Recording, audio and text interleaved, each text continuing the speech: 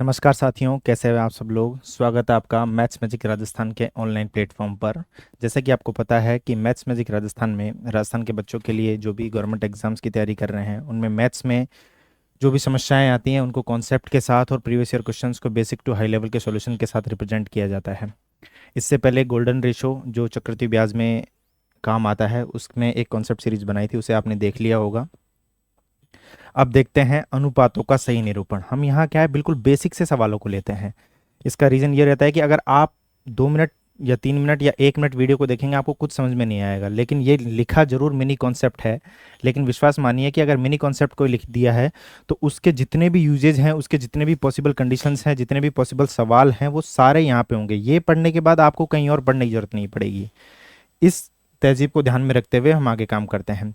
अनुपातों का सही निरूपण क्या होता है, ये कोई टॉपिक नहीं है, बिल्कुल एक बेसिक से मतलब अपन कैसे रिप्रेजेंट करते हैं रेशो को। दूसरा, रेशो मर्जिंग। अगर दो अनुपातों को मिलाना है तो उनके लिए क्या कंडीशन होती है और उन्हें कैसे मिलाते हैं। ठीक है, तो आज इस टॉपिक को लिया है क्योंकि जब भी सवाल थोड़ा सा मतलब अच्छा आता है और ये सभी टॉपिक में काम आता है, हम मिनी कॉन्सेप्ट में वो लेते हैं जो सभी टॉपिक में काम आए। ठीक है, आगे बढ़ते हैं। जैसे पहला है अनुपातों का सही निरूपण। थोड़ा सा इसके बारे में एक बार समझते हैं, अनुपातों का सही निरूपण ये क्या कहता है। उसके बाद अपन देखेंगे कि हम इसको कैसे सॉल्व करेंगे। ठीक है, अनुपातों का सही निरूपण देखिए, जैसे मैं आपको बताऊं, हम क्या करते हैं, ए अनुपात बी यदि हमें निकालने को कहे, ठीक है, ए अनुपात बी यदि हमें निकालने को कहे और हमें दिया हुआ क्या है, दिया हुआ है हमारा a is equal to 2/3 b, a is equal to 2/3 b. तो हम क्या करते हैं, हम करते हैं क्या, b को इसके नीचे ले लेते हैं। जनरली हम क्या करते हैं, b को इसके नीचे ले लेते हैं और लिखते हैं क्या, a/b बराबर 2/3। और फिर यहाँ से हम लिख देते हैं क्या, a अनुपात b बराबर 2:3। ठीक है, यही करते हैं हम, बिल्कुल सर यही करते हैं। a/b बराबर ऐसे करके हम कर लेते हैं। लेकिन जैसे ही 3 अनुपात आ जाते हैं तो हमारा फिर गणित खराब हो जाता है थोड़ा सा। समझाऊंगा आगे, आगे पूरे एग्जांपल्स भी लिए गए हैं। जैसे ही 3 रेशो आ जाएंगे, क्या, जैसे ही 3 रेशो आ जाएंगे, ए बी सी तीनों आ जाएंगे, तब ये चीज़ हमारी थोड़ी बहुत ख़राब होने लगती है। आपको चीज़ों को समझना पड़ेगा। हम यहाँ पर बिल्कुल बेसिक से, बिल्कुल जीरो लेवल से और बिल्कुल हाई लेवल तक, ठीक है, सारा पढ़ाते हैं। तो लेकिन आपको उसके लिए, सीखने के लिए ऐसा नहीं होगा कि आप एक दिन में बस ऊपर से आए, देखा हाँ आज रेशो मर्जिंग पढ़ाई है। नहीं, आपको यहाँ हमेशा हर वीडियो में, हर कॉन्सेप्ट सीरीज में कुछ ना कुछ नया मिलेगा, ये मेरा वादा है। देखिए, चाहे वो टॉपिक आपने पहले पढ़ रखा हो चाहे नहीं पढ़ा हो, ठीक है, हम आपके लिए मेहनत इसलिए करते हैं ताकि आपको जगह जगह नहीं भटकना पड़े। ठीक है, देखिए इस तरीके से अपन कर लेते हैं। जैसे ही 3 रेशो आते हैं तो हमारा थोड़ा सा हिसाब गड़बड़ा जाता है। लेकिन मैं आपसे कहूं कि यदि क्या, रेशो का जो सही रिप्रेजेंटेशन है, यदि a upon x is equal to b upon Y इस फॉर्मेट में लिखें तो हमें a अनुपात b x अनुपात y प्राप्त होता है।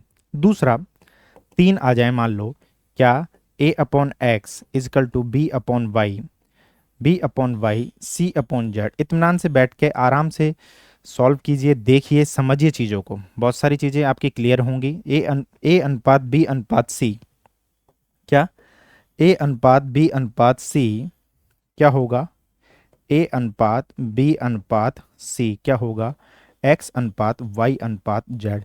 यहाँ मेरा सिखाने का सिर्फ मतलब यही है कि जो हम रेशो का रिप्रेजेंटेशन करते हैं वो ये होना चाहिए। जो हमने वहाँ ए बाई बी किया था उसकी जगह अगर हम ये कर लेते तो हमारा चीज़ें सुधरेंगी आगे के लिए। ठीक है, देखने में थोड़ा सा आपको लगेगा कि नहीं सर ये तो बहुत आसान था, हम ऐसे ही कर लेते, लेकिन जैसे ही 3 रेशो आएंगे, जैसे ही 3 रेशो आते ही तो दिक्कत होती है। तो मैं कहना चाह रहा हूँ कि आज से आप इसको, अभी तक कैसे भी पढ़ रहे थे, लेकिन इसको आप बदलिए। किस तरीके से आप पक्षांतरण कीजिएगा, तो 2 को नीचे लीजिए, ठीक है, 2 को नीचे लीजिए और b को वहीं रहने दीजिए। 2/3 b था तो b/3 हो गया, और यहां से इस रेशो को लिखिए। इस तरीके से इसको पढ़ना शुरू कीजिए, क्योंकि अपने अनुपात का सही निरूपण क्या है, अपने अनुपात का सही निरूपण इस तरीके से है। ठीक है, आप कैसे भी करते आ रहे हो लेकिन चीजों को सीखेंगे तो मजा आएगा। ठीक है, इसी तरीके से यदि 3 अनुपातों में इस तरीके का है, एक्स अनुपात वाई अनुपात जेड, इस तरीके का हो जाएगा। अब सवाल को कैसे घुमाता है, क्या, सवाल को घुमाता है कैसे, यहाँ पे x वाई और जेड को या तो भिन्न में दे देगा, ठीक है, एक्स वाई जेड को भिन्नों में दे देगा, तो उन्हें हमें सरल करके लिखना पड़ता है। कई बार हम एलसीएम से गुणा करते हैं, कई बार हम एलसीएम से भाग देते हैं, क्योंकि हमें फॉर्मेट कौन सा बनाना होता है, इस फॉर्मेटिंग के लिए हम या तो एलसीएम से गुणा करते हैं या एलसीएम से भाग देते हैं, कुछ इस तरीके से, ठीक है। क्योंकि अनुपात हमें भिन्नों में भी नहीं रखना है, हमें सरल अनुपात में बदलना है ताकि कैलकुलेशन कम से कम हो, ठीक है। अब देखिए क्या अनुपातों का, अगर मैंने कहा अनुपातों का सही निरूपण आप समझ गए हैं, इस तरीके से आप रिप्रेजेंट करने की कोशिश करें बजाय जो अब तक अपन करते आ रहे थे, ये सही निरूपण है, ठीक है। इनसे आप बहुत सारी चीजों को सीखेंगे। देखते हैं सवाल, 3a इजक्वल टू 5b है तो a अनुपात b क्या होगा। सबसे पहले तो जो अपन करते आ रहे थे वो कर लेते हैं। क्या हम क्या करते हैं sir, 3a equal to 5b है, 3a इजक्वल टू 5b है, तो हम क्या कर लेंगे, a by B equal to 5/3 और a अनुपात b हो जाएगा हमारा कितना, 5:3। a अनुपात 3 हमारा क्या हो जाएगा, 5:3। और यही सब कर रहे थे, यही सब करेंगे, लेकिन मैं कह रहा हूँ एक बार थोड़ी सी सोच को बदलिए ताकि आपके सवालों में भी कोई दिक्कत नहीं आए आगे आने वाले सवालों में। मैं क्या कह रहा हूँ, इस 3a/b को मैं निरूपण सही करने के हिसाब से मैं क्या लिखता हूँ, a b, ठीक है, पक्षांतरण क्या, a का कोफिशिएंट 5 नीचे आया 5 और b का कोफिशिएंट 3 इधर आया, ठीक है, एक का कोफिशिएंट इधर आया, ठीक है। तो a अनुपात b अनुपात का सही निरूपण आ गया, तो यहाँ से डायरेक्ट क्या हो जाएगा, 5:3। एक बार इन चीज़ों को आप समझना शुरू करेंगे तो आपको मजा आएगा, ठीक है। तो इस तरीके को मैं ज़्यादा प्रीफर करूंगा, क्योंकि जैसे ही 3 अनुपात होंगे 4 अनुपात होंगे तो आपको थोड़ा सा दिक्कत आएगी। इस वाली सीरीज में आपको अनुपातों के सही निरूपण के साथ साथ जो रेशो मर्ज करने की टेक्निक्स हैं उनके बारे में बताया जाएगा। इसके बाद आपको कहीं से भी रेशो मर्जिंग पढ़ने की जरूरत नहीं है, ठीक है। 7a equal to 3b equal to 21c। First जो अपन करते आ रहे थे वो करते हैं। क्या, 7a equal to 3b equal to 21c। सवाल को मैं आसान भी करना सिखाता हूं, तो मेरी एक आदत और है, मैं सवाल को टफ बनाना भी सिखाता हूं, जो आप एग्जाम में कर लेते हैं, ठीक है, जो आप एग्जाम में कर लेते हैं। अगर आप पहले तरीके से करते, मान लो क्या, जो आपको यूज में नहीं लेना है, क्रॉस का मतलब यह है कि ये गलत नहीं है लेकिन नॉट यूज, ठीक है, यूज में नहीं लेना है, ठीक है। 7a इजकल टू 3b, यहां से आपने निकाला a अनुपात b, ठीक है, यहां से आपने क्या निकाला, a अनुपात b। और 3b इजकल टू 21c, यहां से आपने निकाला क्या, यहां से आपने निकाला क्या, b अनुपात c। फिर इन दोनों को मर्ज कर लिया। यहाँ निकालने के तरीके वो भी जो अपने दोनों तरीके से मैंने जो पिछला सवाल बताया था, एक एक स्टेप हम बढ़ते चले जा रहे हैं।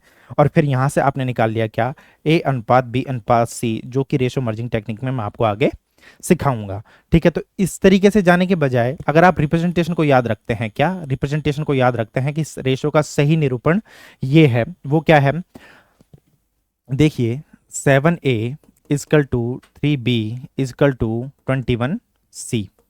पहले तो मैं बताऊं आपको कुछ चीजों को आप समझिए, इस सवाल को किस किस तरीके से लिखा जा सकता है। फाइंड हमें a अनुपात b अनुपात c करना है। जैसे इसको मैं और किस तरीके से लिख सकता हूं, इसको मैं लिख सकता हूं क्या, यहीं पे लिख के दिखा देता हूं, और क्या यहीं पे लिखा देता हूं क्या, एक a बटे में 1/7, ठीक है, इजकल टू b बटे में 1/3 इजकल टू c बटे में 1/21। समझिए चीज़ों को, जब तक आप समझेंगे नहीं, अंदर से नहीं जानेंगे, आपको मज़ा नहीं आएगा।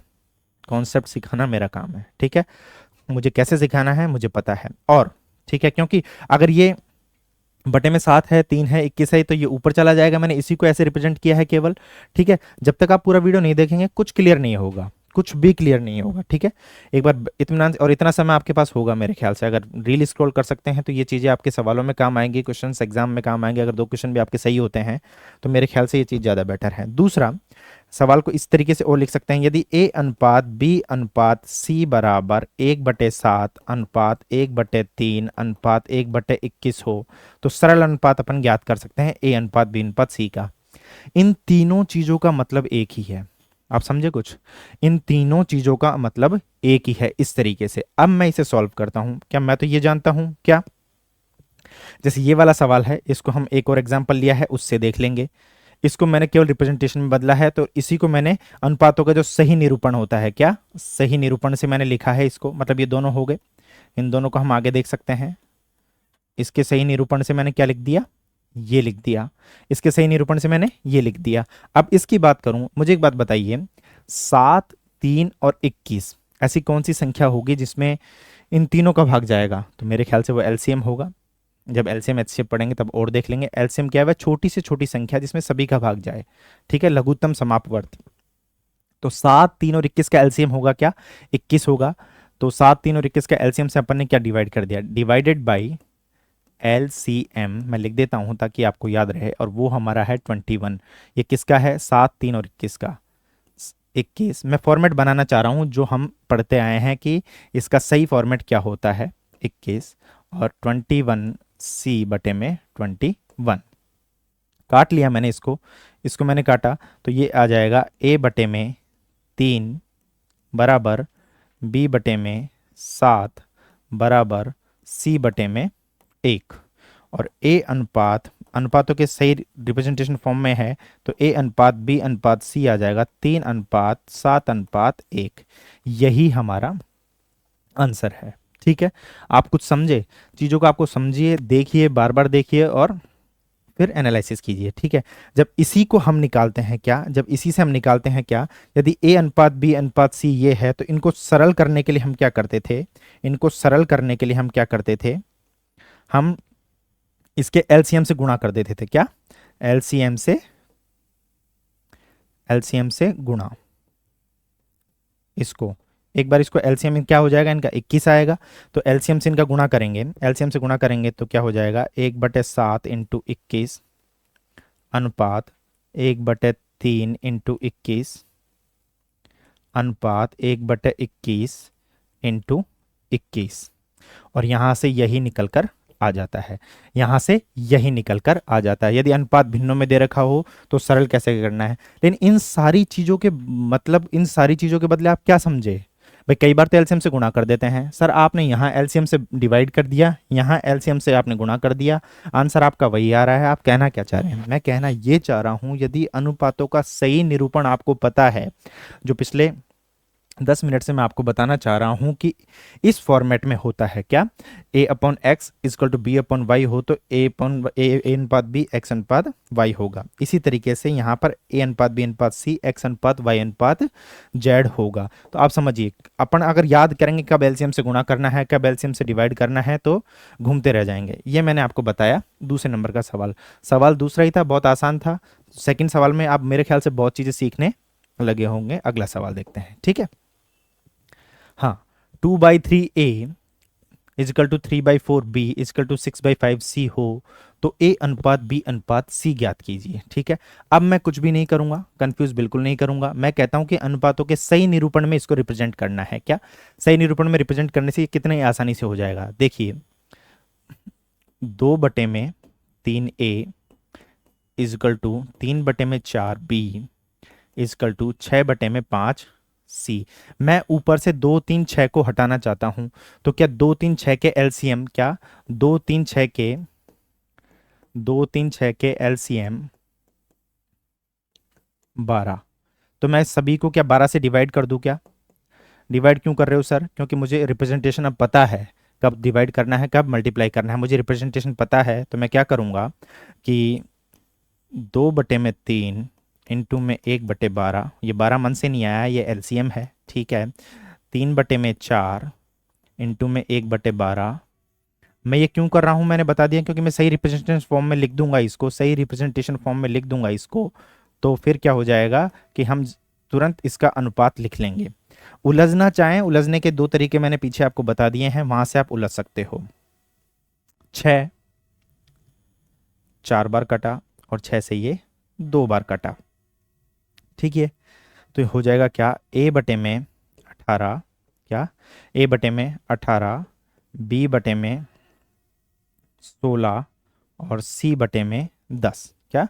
b बटे में 16, c बटे में 10। तो यहां से a अनुपात b अनुपात c हम निकाल लेंगे। रिप्रेजेंटेशन फॉर्म में आ गया, बिल्कुल सही। इसी तरीके से हम, ये किस में कन्वर्ट हो गया? ये कन्वर्ट हो गया हमारा, एक बार फिर से देखिए, a बटे में x, b बटे में y और c बटे में z फॉर्मेट में ये कन्वर्ट हो गया है, z फॉर्मेट में ये कन्वर्ट हो गया है। तो a अनुपात b अनुपात c क्या है? 18 अनुपात 16 अनुपात 10। अनुपात को तब तक काटते हैं जब तक वो बिल्कुल सरल नहीं हो जाता, क्योंकि इसके बाद वो कटेगा नहीं। जैसे 2 से कर लीजिए आप, क्या 9 बार 8 बार और 5 बार, 9:8:5 हमारा अनुपात क्या होगा, 9:8:5 हमारा हो जाएगा। ठीक है, इस तरीके से। तो अनुपातों के सही निरूपण से आप समझे सवाल को किस तरीके से हम कर सकते हैं, किस तरीके से हम सोच सकते हैं। अगला सवाल देखिए,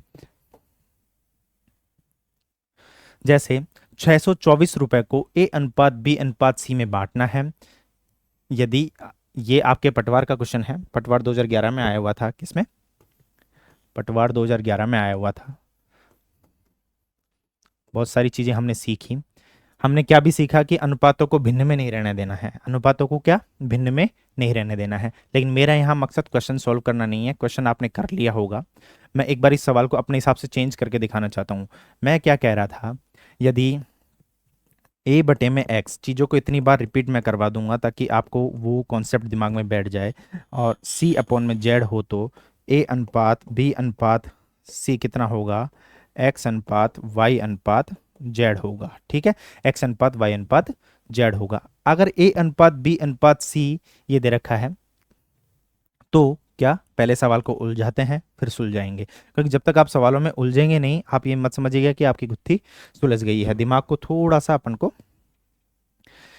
तेज रखना है। ठीक है, देखिए इसको मैं बदलना चाहूँ, जैसे मैं कहता हूँ कि ये मैंने ऐसे लिख दिया, तो ए की ये 1/2 लिख सकता हूँ, नहीं लिख सकता, 1/3। इससे कोई फर्क नहीं पड़ेगा, लेकिन इससे फर्क तब तक नहीं पड़ेगा जब तक आपका दिमाग खुला हुआ है। जैसे जैसे आपका दिमाग, मैं क्या कहता हूँ, पहले सवाल को उलझाना है फिर सुलझाना है। ठीक है, तो दिमाग खुला हुआ है तो कोई फर्क नहीं पड़ेगा। बिल्कुल सर, ये और ये दोनों चीज़ें एक ही हैं, क्योंकि हमें अनुपातों का सही निरूपण पता है, हमें अनुपातों का सही निरूपण पता है। और भी इसको अगर दूसरे फॉर्मेट में चेंज कर लें तो 2 ऊपर चला जाएगा, 2A 3B 2A 3B 4C, इस तरीके से लिख सकते हैं। और इस तरीके से लिख सकते हैं, नहीं लिख सकते, बिल्कुल सर लिख सकते हैं। तो और यही सवाल मैं पिछले पेज पर आपको करवा के आया हुआ हूं, ऐसा ही देखें क्या है। इस तरीके से हो तो A:B:C मैंने आपको निकालना सिखाया है, पीछे जाकर देख लीजिएगा। तो मेरे कहने का मतलब ये है, ये तो इस फॉर्मेट में बदलने के बाद तो यहाँ तक हो गया, लेकिन अब हमें ये दे रखा है सेकंड, इस तरीके से हमने कर लिया। अब सेकंड क्या दे रखा है, हमें भिन्नों में दे रखा है, तो उसको सरल में सीधा बदल लीजिए। क्या, यदि A:B:C, क्योंकि अगर आपको रिप्रेजेंटेशन पता है तो आपके दिमाग की सारी नसें खुली हुई हैं अनुपात को लेकर। अब मैं कह रहा हूँ इसको सरल में बदलिए, तो 2 3 4 का एलसीएम क्या हो जाता है, एलसीएम 2 3 4 का क्या हो जाएगा, 12 हो जाएगा। एलसीएम कितना हो जाएगा, 12। और 12 से मुझे क्या करना है, गुणा करना है। 12 से मुझे गुणा करना है, तो आप देखिए क्या, राइटिंग मेरी बहुत अच्छी है मेरी नज़रों में, ठीक है, इसलिए मैं बड़ा बड़ा लिखता हूँ, आप देखिएगा। और अब तो राजेश जी को भी पसंद आने लग गई है, तो ठीक है, जब वो सीख रहे हैं तो आप भी सीख सकते हैं। ठीक है, आप सोचिएगा मत ये राजेश जी कौन है। राजेश जी हमारे टेक्निकल मेंबर हैं, जिस समय मैं क्लास लेता हूँ उस समय वो इस चीज़ को देखते रहते हैं। ठीक है, देखिए, तो A:B:C, A:B:C 1/2 इंटू 12, ठीक है, अनुपात 1/3 इंटू 12। ये 12 मैंने मन से ले लिया भाई, ठीक है, क्योंकि मुझे 12 से बहुत प्यार है ना। अरे महानुभावो, ये लघुत्तम समापवर्तक एलसीएम है 2 3 4 का। ठीक है, तो ये कितना आ जाएगा, 6:4:3। ये आ गया हमारा क्या, A:B:C। पूछा क्या है, सी का हिस्सा पूछा है उसने। अब जब हमें अनुपात सरल अनुपात में बदल गया तो हम कर सकते हैं। यहाँ बेसिक से एडवांस समझने के लिए आते हैं। सवाल ये सिर्फ 3 मिनट का है, 3 मिनट क्या 30 सेकंड का सवाल है। ठीक है, सवाल ये 30 सेकंड का है, उसे आप कर सकते थे। सी का हिस्सा क्या है, 6 to 4 प्रश्न में दे रखा है, टोटल के नीचे टोटल 13, और इंटू में सी का हिस्सा है 3। काट लीजिए, 13 चौक 52, 10 बच गए, 13 8 104, 48 इंटू 3 कितना, 48 इंटू 3 पहाड़ा बोल लीजिएगा, 144 कितना आ जाएगा, 144। ये सी का हिस्सा है, 144। क्या है सी का हिस्सा। इस तरीके से कहने का मतलब ये है कि अनुपातों को कैसे सॉल्व करें, इनके किस किस तरीके के रिप्रेजेंटेशन हो सकते हैं, भिन्नों में दे रखा है तो हमें कैसे सॉल्व करना है और कैसे नहीं करना है। अब कोई कंफ्यूजन मेरे ख्याल से नहीं होना चाहिए, कब गुना करना है कब नहीं करना है। ये आपके पटवार 2011 का क्वेश्चन है। सवाल पढ़ते हैं क्या कहता है। m का 15%, ये कोई m संख्या थी जिसका 15% मैंने सीधे ही निकाल लिया, बराबर n का 20%, कितना, n का 20%, n का 20% ये निकाल लिया, और m अनुपात n मुझसे पूछा है, ठीक है। पहले तो इस 100 से ये 100 काट दिया, ठीक है। फिर दूसरी बात, अब रिप्रेजेंटेशन मुझे पता है, तो m पक्षांतरण करने पर m के नीचे आया 20 और n के नीचे आया 15, n के नीचे आया क्या, 15, ये आया 20 इधर और ये आया इधर, ठीक है। अब m अनुपात n कितना आ गया, m अनुपात n आ गया 20:15, यहीं छोड़ दें क्या, बिल्कुल नहीं, जब तक कटेगा, जब तक तोड़ेंगे नहीं तब तक छोड़ेंगे नहीं अनुपात को, ठीक है। लड़ाई झगड़ा नहीं करना है भाई, ठीक है। 4:3, क्योंकि सरकारी नौकरी लगनी है तो उसके लिए सारी कंडीशन फुलफिल होनी चाहिए पढ़ाई के साथ साथ भी, ठीक है। हाँ, अगला सवाल, ये रीट लेवल 2 2022 में आपका आया हुआ है, कई बार लैंग्वेज में भी सवाल आ जाते हैं अनुपातों के सही निरूपण से, तो अपन देखते हैं। इसमें लिखे हैं केले, तो इसको मैं लिख लेता हूँ बनाना, क्या, बनाना, क्योंकि हर बार मैं लिखूंगा सेब और बनाना, तो और एप्पल को मैं लिख लिया, मैंने सेब को क्या कहते हैं भाई, एप्पल, APPLE। चलो इस बहाने आपकी कम से कम मैथ्स मैजिक प्लेटफॉर्म पे मैं आपको ABCD भी सिखा पा रहा हूँ, इंग्लिश की तैयारी आपकी हो रही है, ठीक है। बनाना मतलब क्या होता है, केला, और एप्पल मतलब क्या होता है, सेब, ठीक है। बस मुझे इतनी ही इंग्लिश आती है भाई, ठीक है। 5 केले मतलब 5 बनाना, अब ये बी क्या है, बनाना है, और 4 एप्पल, 4 एप्पल, ये किसके बराबर हैं, 3 बनाना, कहाँ से, यहाँ से 3 बनाना और 7 एप्पल, ठीक है, ये इसके बराबर है। और हमसे पूछा क्या है, केले और सेब, मतलब बनाना और एप्पल का हमसे रेशो पूछा है, ठीक है, B:A। तो पहले तो पक्षांतरण कर लीजिए, पक्षांतरण कर लेंगे, बी वाले एक तरफ और ए वाले एक तरफ, तो ये हो जाएगा 5B, क्या, 5B माइनस 3B, क्या, 5B माइनस 3B, और इधर हो जाएगा क्या, 7A minus 4A, 7A minus 4A, तो ये हो जाएगा 3A और ये हो जाएगा 2B, तो B बटे में आ जाएगा 3 और A बटे में आ जाएगा 2, 3:2, एक केले और एक इसका अनुपात, B:A हमसे पूछा था, तो B:A निरूपण से आ गया हमारा क्या, 3:2, देख लेना भाई सही तो आया है ना, ठीक है। ये आ गया 2B, ये आ गया, ये आपको कंफ्यूज कर रहा हो तो मैं इसको दोबारा लिख देता हूँ, ये आ गया 7A, क्या है, ये 7A, ये 4A उधर चला गया, 3A हो गया, पक्षांतरण कर लिया और निरूपण से हमारा सही आ गया। अब रिप्रेजेंटेशन आप समझ गए होंगे। अब मैं लिखना चाह रहा हूँ कि जो जो अपन लिखने चाह रहे, जैसे जैसे अपन लिखते थे उसको हम थोड़ा थोड़ा बदलें, ठीक है। रेशो मर्जिंग, ये निरूपण के कुछ सवाल थे, ठीक है, कुछ एग्जाम्पल्स थे और कुछ तरीके थे। अब आप सीख गए होंगे निरूपण के बारे में, तो फिर अब रेशो मर्जिंग की बात कर लेते हैं। केवल अनुपात को निरूपित करके ही क्या करेंगे, वहां से एक आध सवाल आते हैं, मर्जिंग के भी सवाल आ जाते हैं। रेशो मर्जिंग, मैं क्या कह रहा हूँ, रेशो मर्जिंग के लिए मैं 2 कंडीशन मानता हूँ, क्या, कोई भी पद समान होना चाहिए, कॉमन, 2 रेशो को मर्ज करने के लिए क्या होना चाहिए, पद कॉमन, पद कॉमन होना चाहिए, पद कॉमन होना चाहिए। दूसरा, जो पद कॉमन है, क्या, जो पद कॉमन है, देखिए दूसरी कंडीशन क्या है, कॉमन पद क्या है, सर क्या गणित में आप हिंदी लिखते रहते हो, कॉमन पद का मेरा उद्देश्य सिर्फ बच्चे को सिखाना रहता है कि वो कैसे चीज़ों को आसान करे। कॉमन पद का संख्यात्मक मान जो लिख रहा हूँ सिर्फ वो देख लीजिए, पेन कॉपी लेके बैठते हैं तो और भी अच्छी बात है, ठीक है। कॉमन पद का संख्यात्मक मान बराबर होगा, समान हो, क्या हो, समान हो। ये 2 कंडीशन हैं, कंडीशन एक ही है लेकिन कंडीशन 2 है। सर क्या कहते हो, कॉमन पद होना चाहिए और कॉमन पद का संख्यात्मक मान बराबर होना चाहिए, हम रेशियो को डायरेक्ट मर्ज कर सकते हैं, सिर्फ इतना हमको ध्यान रखना है। अब इसके लिए बहुत सारे मेथड, मेथड कुछ भी नहीं है, मेथड एक ही है और उसके अलग अलग स्टेप्स को फॉलो करके उसे अलग अलग बताया जाता है, अलग अलग स्टेप्स को फॉलो करके मैं पूरा डिस्कस करूंगा यहाँ पे, ठीक है। देखिए सवालों से ही अपन देखेंगे क्या, A:B बराबर 3:4, B:C बराबर 4:5। यदि सवाल बिल्कुल क्लियर दिख रहा है आपको, नहीं भी दिख रहा है तो जो मैं बोल रहा हूँ उस पर ध्यान दीजिएगा, ठीक है। तो A:B:C चाहिए, ठीक है, A::B:C चाहिए, तो पहले तो क्या चाहिए मुझे, पद कॉमन चाहिए रेशो मर्ज करने के लिए, ठीक है। मैं दोनों ही चीज़ों को साबित करूंगा वीडियो के एंडिंग तक सवालों के जरिए। कॉमन पद का संख्यात्मक मान समान होता है, समान होना चाहिए, नहीं हो तो बनाओ भाई, दोनों ही कंडीशन में क्या है, नहीं हो तो बनाओ। मुझे एक बात बताइए, ए अनुपात बी में क्या है, कॉमन पद की बात करें तो बी इसमें भी है और बी इसमें भी है, बिल्कुल है सर।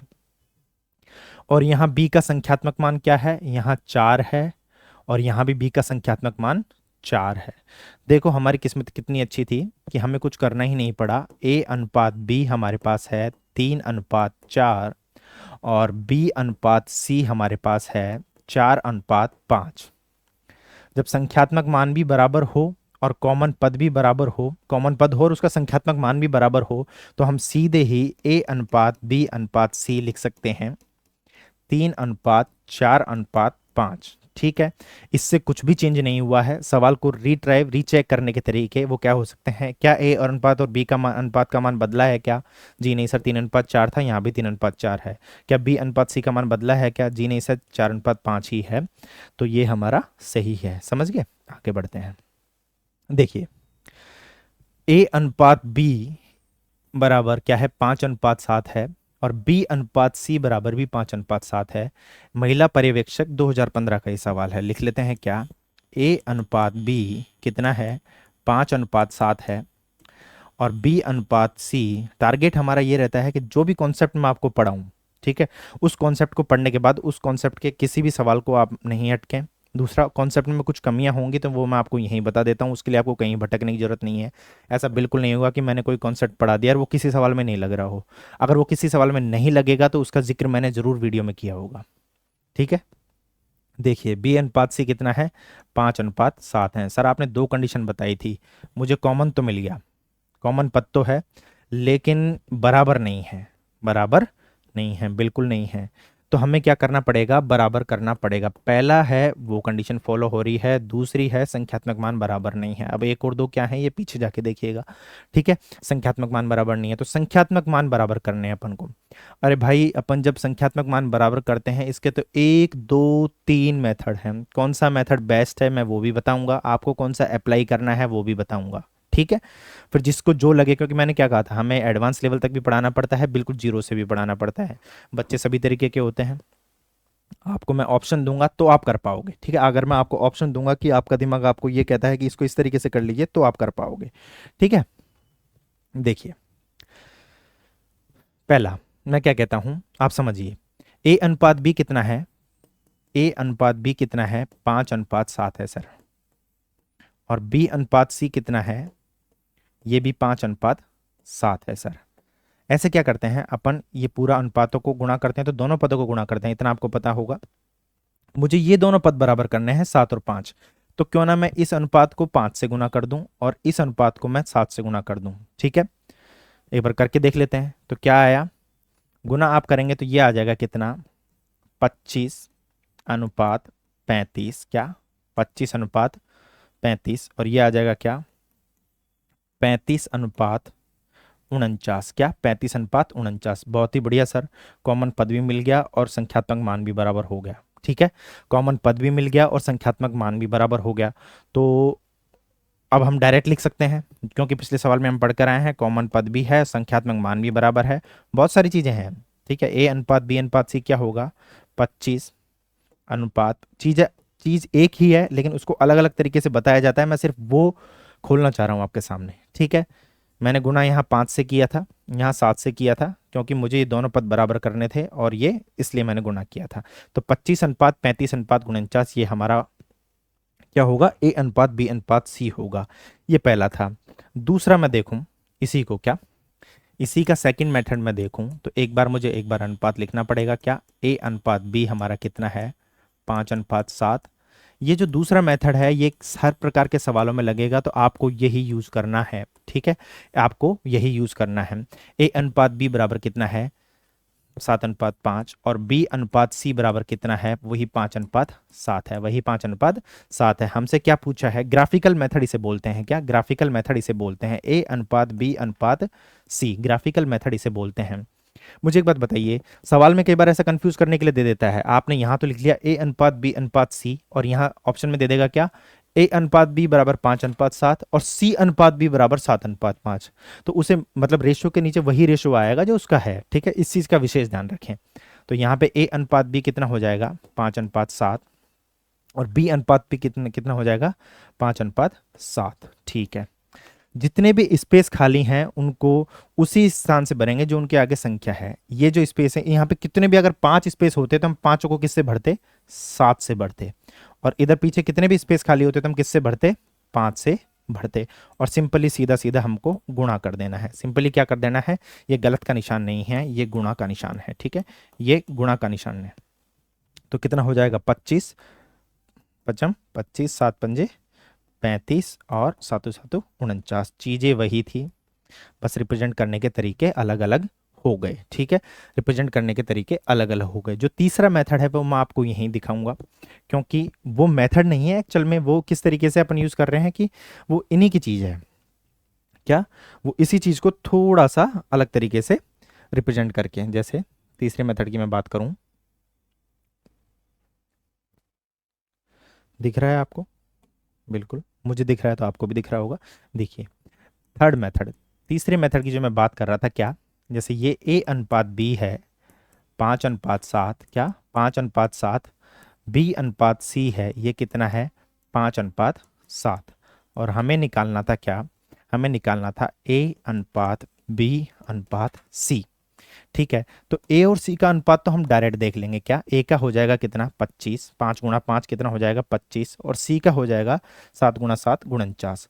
अब हमें देखना है किसका, बी का देखना है, तो बी के लिए दो अनुपातों में इसका गुणा कर देंगे 7×5 = 35, ठीक है, 7×5 = 35 ये हमारा हो जाएगा। जबकि यही ग्राफिकल मेथड का ये रिप्रेजेंटेशन है, ठीक है। आप देखेंगे क्या यहाँ 5 × 5 कर रहे थे आप, और वहाँ आपने सीधा लिखा और ये 5 × 5 कर लिया, ठीक है। कई बार जब बड़े सवाल आ जाते हैं और अपने पास होता है तो वो मेथड भी अपन को मतलब ऑप्शन देखने के लिए, ऑप्शन काटने के लिए काम आ सकता है, बिल्कुल आएगा।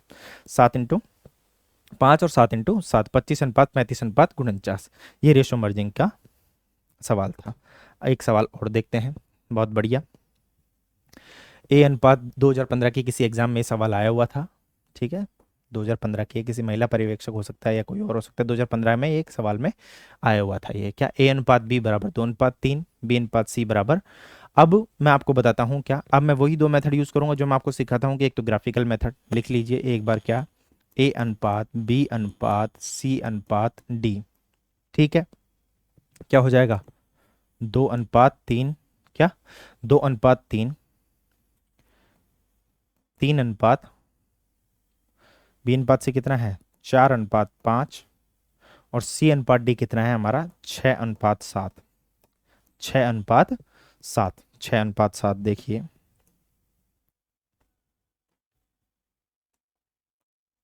छः अनुपात सात, मैंने क्या कहा था, इसके आगे के जितने भी स्पेस होंगे वो किससे भरे जाएंगे, वो 3 से भरे जाएंगे, ये 3 चलता जाएगा। इसके आगे के जितने भी स्पेस होंगे वो किससे भरे जाएंगे, लास्ट वाली संख्या से 5 से। इससे आगे के जो भी स्पेस होंगे वो किससे भरे जाएंगे 4 से। इससे आगे के 6 से।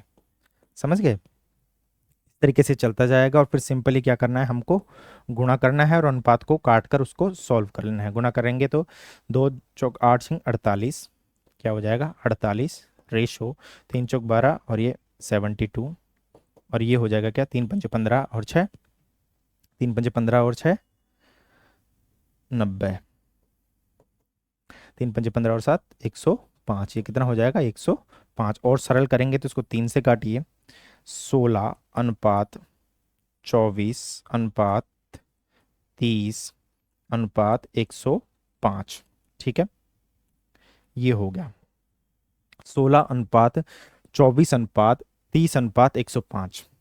एक बार हम इसको ऑप्शन मेथड से भी देख सकते हैं, क्या ऑप्शन मेथड से भी। आप ऑप्शन मेथड से, मैं सिखाना चाह रहा हूँ कि ऐसे सवालों को एक्चुअल में क्या सॉल्व नहीं करना होता है, लेकिन ये चीज़ें आपको जब तक आप सॉल्व करना नहीं सीखेंगे तब तक आप कैसे आएगी आपको। जैसे मैं हमारा ऑप्शन जैसे मान लो यही था, क्या 16:24:30:35, आपको ऐसे ही इसी प्रकार के कुछ 4 ऑप्शन दे रखे होंगे, तो आपको क्या है 2-2 के जोड़े बना के देख लेना है कि प्रश्न में दिए हुए अनुपात से ये संतुष्ट होते हैं कि नहीं होते।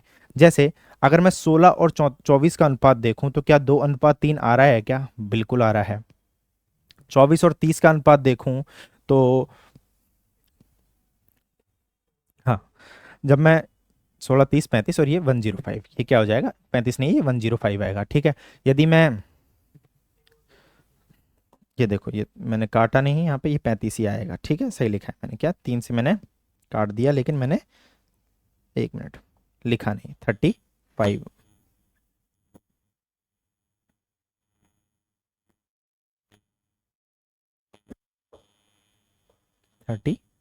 ठीक है, और तो 35 हुआ तो यहाँ भी 35 हो जाएगा, क्या यहाँ भी कितना हो जाएगा, ये 35। अब आप देखेंगे क्या, ये ए अनुपात बी, ये अपना क्या था, ए बी सी और डी, ए और बी सी डी के अनुपात चेंज नहीं होने चाहिए। ठीक है, ऑप्शन मेथड मैं आपको सिखा रहा हूँ। ठीक है, 2:3, और ये हो जाएगा कितना, 3:5, बिल्कुल। और ये हो जाएगा कितना अपना, इसकी और इसकी बात करेंगे तो 5 से काटिए 6:7, जो कि हमें प्रश्न में दे रखे हैं। तो यही ऑप्शन हमारा, जिस भी ऑप्शन में ये, एक भी ऑप्शन में अगर ये सेटिस्फाई नहीं होगा तो उस ऑप्शन को भी हम वहाँ पे काट के देख सकते हैं, यदि आपको नहीं आता है तो। अगर आपको मेथड आते हैं तो ठीक है, नहीं आते हैं तो भी कोई दिक्कत नहीं है, इस तरीके से अपन कर सकते हैं। और जो मैंने उसमें जो तीसरा मेथड बताया था, एक बार उसको भी देख लेते हैं, जो कि यहाँ पर सेकंड है, क्योंकि फर्स्ट अपन ने छोड़ लिया था। क्या, ए अनुपात बी, बी अनुपात सी, सी अनुपात डी, अनुपात एक बार मैच कर लेंगे, 6:7, 4:5 और 2:3,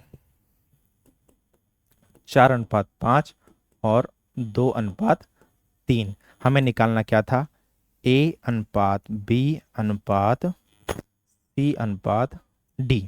क्या हमें निकालना क्या था, ए अनुपात बी अनुपात सी अनुपात डी। वीडियो में आपको बहुत सारी चीज़ें सीखने को मिलेंगी। ए और डी के अनुपात को अपन डायरेक्ट देख सकते हैं, क्या 48 48 मल्टीप्लाई कर दिया मैंने, और इधर से आया 105। अभी काटने पीटने का हमें नहीं पता, तो अभी ये देखते हैं अपन, ए और डी की वैल्यू तो यहाँ से डायरेक्ट आ गई गुणा करने पर। ठीक है, गुणा करने पर। अब मुझे बी का देखना है, अब मुझे बी का देखना है। अब मैं एक बताता हूँ आपको बात, बी का देखने के लिए आप बी को गुणा कीजिए किससे, 4 से होते हुए 6 से, 3 चौक 12 और 6 72, कितने हो गए, 72। इसको ब्रैकेट में लिख देता हूँ ताकि आपको समझ में आ जाए, 3 × 4 × 6, 3 × 4 × 6। और इसका देखना है तो 5 × 3 × 5 × 6, 3 × 5 15 6 की 90, 15 6 की 90 आ जाएगा, कितना, 3 × 5 × 3 × 5 × 6। ठीक है, तो ये कितना आ जाएगा, 90 आ जाएगा। ये यहाँ से हम डायरेक्ट भी अपन ऐसे इस तरीके से लिख सकते हैं। बस ये आपको क्या, 3 × 4 × 6, 3 × 5 × 6, ए और डी का अपन ने ले लिया था पहले ही, ए और डी का हमने क्या लिया था, पहले ही ले लिया था, इसलिए वो यूज़ नहीं करते, बीच वाला में यूज़ करते हैं। एक और तरीका है, मैं क्या कह रहा हूँ, एक और तरीका है। आपने क्या किया, यहाँ से और एक और तरीका है, आपने क्या किया, ए आपके पास कितना आ गया था, 48 आ गया था, और डी क्या आ गया था, डी आ गया था आपके पास 105, क्या आ गया था, 105। आप समझिए, बस चीज़ों को अपन कितने अंदर की बात तक, अंदर के तरीके से हम पहचान सकते हैं। मुझे एक बात बताइए, मुझे अब अनुपात चाहिए बी का और अनुपात चाहिए सी का। जब ए अनुपात बी की मैं बात करूं, जब ए 2 था और यहाँ ए 48 हो गया, कितना गुना हो गया, ये पुराने अनुपात से यहाँ हमारा कितना दे रखा है, ये 2:3, और बी और सी का अनुपात कितना दे रखा है, 4:5। अपनी से देखें तो ये कितना गुना हो गया, जब ए का हमने निकाला तो 24 गुना हो गया, तो ये भी 24 गुना हो जाएगा, कितना, ये भी 24 गुना। बहुत कुछ सोच सकते हैं आप, ठीक है, ये भी 24 गुना हो जाएगा, ये कितना हो जाएगा, 72। अब मैं इसकी बात करूं बी और सी की, दूसरा अनुपात हमारा आ गया, बी और सी की मैं बात करूं तो ये 4:5 है, ये कितना है, 4:5 है। ये कहाँ से लिया, मन से नहीं ले रहा मैं, यहाँ है भाई, 4:5 है। मुझे एक बात बताइए, ये कितना गुना हुआ है इसका, सर ये इसका 18 गुना हुआ है, 18 चौक 72, मुझे पहाड़े याद है भाई, तो इसका भी 18 गुना आ जाएगा, क्या, 18 पंजे 90। बहुत सारे तरीके हैं, बहुत कुछ है, ये ज्ञान सागर है, इसमें आप डूबते चले जाइए, मैथ्स का बहुत मजा लीजिए। ठीक है, इस तरीके से अपन कर सकते हैं। अगला सवाल, बिल्कुल मिक्स रेशोज के सवाल भी आते हैं, क्या, मिक्स रेशो, जिसमें बहुत कन्फ्यूजन होता है बच्चों को कि करे क्या। ऐसे टाइप का सवाल आपने कर लिया होगा तो मतलब आप कर पाएंगे, नहीं किया होगा तो आप सोचते रह जाएंगे कि मुझे करना क्या है। ठीक है, ये सवाल आ गया बीच में, हम इसको देख लेते हैं। इसमें क्या कर रहे हैं अपने को, x+y अनुपात y+z अनुपात z+x 2 3 4 है, x+y+z 27 हो तो जेड की वैल्यू हमें फाइंड करनी है। एक चीज़ और मैं इसमें जोड़ देता हूँ कि एक्स अनुपात वाई अनुपात जेड हमें फाइंड करना है, क्योंकि हम रेशो की तो बात कर रहे हैं अभी। ये मैंने जोड़ दिया इसमें। तो मैं क्या कहता हूँ, इसको रियल पद में बदलने पर वास्तविक मानों में एक्स प्लस वाई बराबर मैंने क्या मान लिया 2k। के कोई गुणांक है, क्योंकि के अनुपात लगाएंगे तो वापस कट जाएगा, कोई दिक्कत नहीं आएगी। वाई प्लस जेड की वैल्यू मैंने कितनी मानी 3k, क्योंकि 2:3:4 है। और जेड प्लस एक्स की वैल्यू कितनी हो जाएगी 4k हो जाएगी। एक बार इनको योग करेंगे, इनका एडिशन करेंगे तो ये आ जाएगा, 2 बार आ जाएगा क्या x, 2 बार आ जाएगा क्या y, और 2 बार आ जाएगा क्या z। तो दोनों को मैंने एक साथ लिख के कॉमन लिख लिया, 2x plus Y plus Z, और इधर से आ जाएगा 4 3 7 और 2 9k। प्रश्न में हमें इसकी वैल्यू कितनी दे रखी है, प्रश्न में हमें इसकी वैल्यू दे रखी है 27। तो 2 × 27 इजकल टू 9k। ठीक है, और यहां से मैं k की वैल्यू देखूं तो k की वैल्यू आ जाएगी 54/9 6। k की वैल्यू कितनी आ गई, k की वैल्यू आ गई 6। हमारा सवाल सॉल्व हो गया। बस k की वैल्यू 6 थी। इफ यदि क्या, यदि k इजकल टू 6 तो हम क्या देखेंगे, x प्लस वाई की वैल्यू कितनी आ जाएगी 12, y प्लस जेड की वैल्यू कितनी आ जाएगी 18, और 4k की वैल्यू z प्लस एक्स की वैल्यू कितनी आ जाएगी 24। ये आ गई। ठीक है, ये आ गई है। हमसे पूछा क्या है, पहले तो सवाल को देख लेते हैं। जेड की वैल्यू मैं बताऊं आपको, तो जेड की वैल्यू कैसे निकालेंगे। जेड की वैल्यू हम, अब हमारे पास सारे मान हैं, हमें निकालना है जेड। जेड को मैं कैसे लिख सकता हूँ, X plus Y plus Z minus, इसमें से अगर मैं एक्स प्लस वाई कर दूंगा तो मेरे पास आ जाएगा जेड। ये मैं एक ही बार लिखूंगा भाई। ठीक है, X plus Y plus Z की वैल्यू कितनी है 27, और एक्स प्लस वाई की वैल्यू कितनी है, ये मेरे पास 12। तो जेड की वैल्यू आ जाएगी कितनी 15। अब मुझे आप बताएंगे वाई की वैल्यू। वाई की वैल्यू क्या है, वाई की वैल्यू के लिए यदि हम जेड प्लस एक्स माइनस कर देंगे, मतलब 24 माइनस कर देंगे, तो कितना आ जाएगा। वाई की वैल्यू के लिए X plus Y plus Z में से यदि मैं एक्स प्लस जेड माइनस कर दूंगा तो 27 माइनस 24 कितना आ जाएगा 3। और जेड की वैल्यू मैं निकालूं क्या, जेड की वैल्यू मैं निकालूं तो क्या आ जाएगा, हम जेड की तो निकालनी मैंने, एक्स वाई, फिर एक्स की वैल्यू निकालते हैं क्या, एक्स की वाई, एक्स की वैल्यू निकालेंगे तो वाई प्लस जेड माइनस करेंगे, मतलब 27 माइनस 18, ये आ जाएगा 9। आ गया।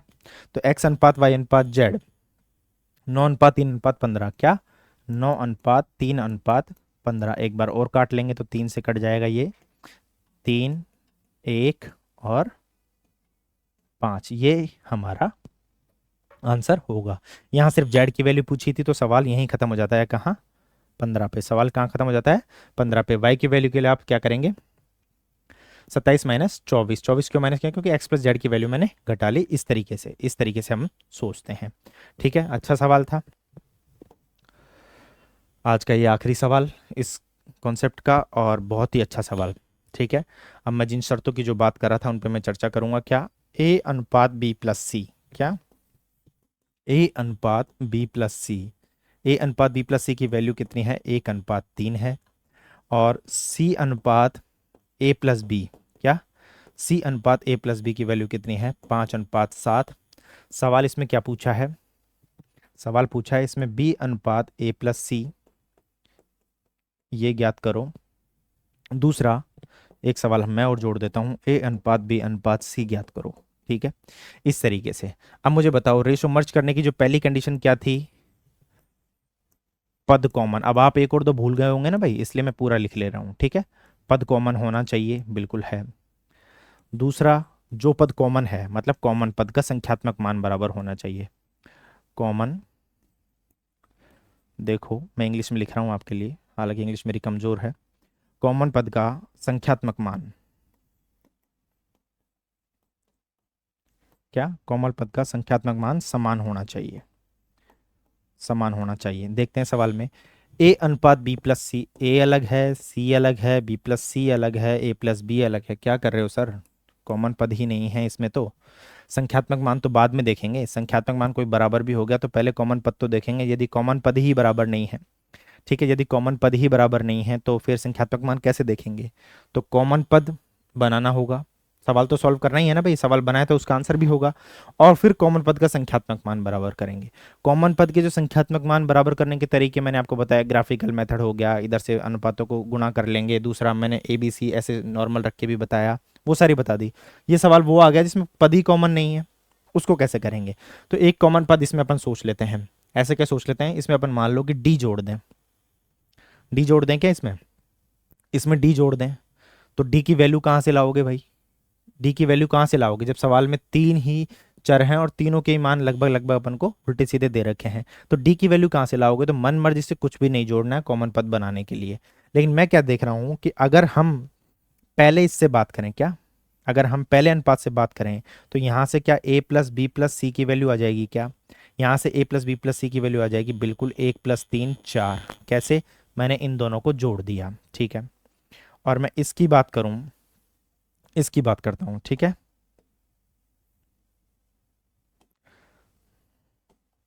और मैं इसकी बात करूं तो क्या हो जाएगा? इसकी बात करने पे क्या हो जाएगा? यहाँ से भी a प्लस बी प्लस सी की वैल्यू क्या आ जाएगी? a प्लस बी प्लस सी की वैल्यू आ जाएगी 5 + 7, 5 + 7 12, 5 + 7 क्या हो जाएगी? 12। मैं अगर कॉमन पद बनाना चाहूं तो a प्लस बी प्लस सी बन सकता है। कॉमन पद मैं बनाना चाहूं तो क्या बन सकता है? a प्लस बी प्लस सी बन सकता है कॉमन पद यदि मैं बनाना चाहूं तो। बिल्कुल sir, a plus B plus C common पद बन सकता है। तो एक बार बना लें क्या? बिल्कुल बना लेते हैं, ठीक है। देखिए, एक मिनट।